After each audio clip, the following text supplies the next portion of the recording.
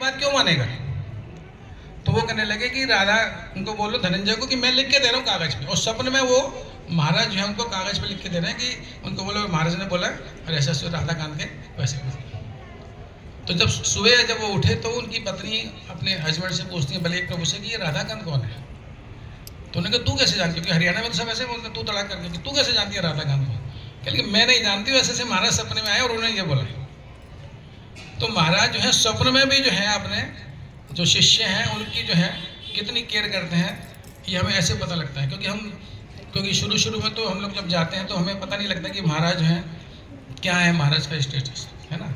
ऐसे ही जब मेरी दीक्षा होनी थी तो हम लोग 94 में, क्योंकि उस समय दिल्ली में कोई मंदिर नहीं था, तो जब मंदिर नहीं था तो सारी जो व्यास पूजा महाराज की होती थी बॉम्बे होती थी, क्योंकि बॉम्बे में जू मंदिर था बड़ा मेन, वहीं पूजा व्यास पूजा होती थी।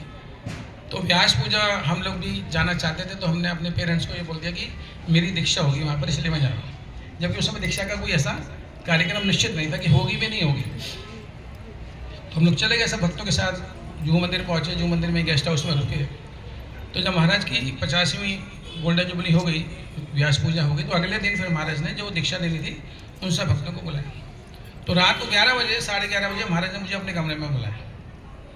अच्छा, उस समय मेरी बेटी थी एक, और बेटा मतलब जो है सेकंड इशू हमारे मतलब होने वाला था, लेकिन वो किसी वजह से वो अबॉर्शन हो गया था किसी और कारण से।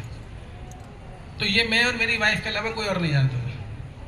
तो उस समय फिर महाराज ने जैसे ही मैं कमरे में गया तो जाते ही महाराज ने बोला कि आगे से कोई अबॉर्शन वगैरह नहीं होगा और इस तरीके से। तो मैं देखो सब बगा गया कि महाराज को कैसे पता।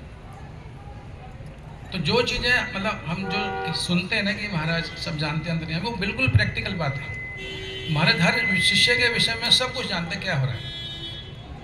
तो इसी प्रकार से जो है ऐसा और इंसिडेंट हुआ कि अभी कितनी कृपा करते हैं महाराज अपने शिष्यों पे, कि अभी पीछे 2 साल पहले, जब 1 साल पहले 2 साल पहले दीक्षा हुई अभी, तो महाराज गाजियाबाद आए थे। तो हमारी एक गुरु बहन है करुणा माता जी, तो उनकी ब्राह्मण दीक्षा होनी थी, लेकिन ब्राह्मण दीक्षा उनकी रिजेक्ट कर दी।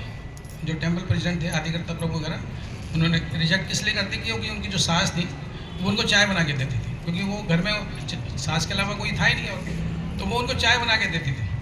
तो इस रीज़न से कि भाई उनकी ब्राह्मण दीक्षा कैंसिल कर दी कि आप उनको चाय बना के देते। तो मतलब ऑलमोस्ट उनकी ब्राह्मण दीक्षा ये हो गया कि नहीं होगी। तो जब गाजियाबाद मंदिर में इंटरव्यू चल रहे थे तो मैं मेरी वाइफ हम दोनों सब भक्तों के साथ जिनकी दीक्षा होती सबके साथ बैठ के महाराज को बता रहे थे उनके बारे में।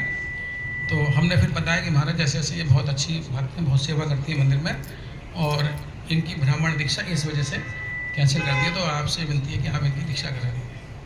तो मैं तो महाराज 2-4 मिनट तक सोचते रहे, फिर सबको बोला कि अच्छा आप सब लोग बाहर जाइए।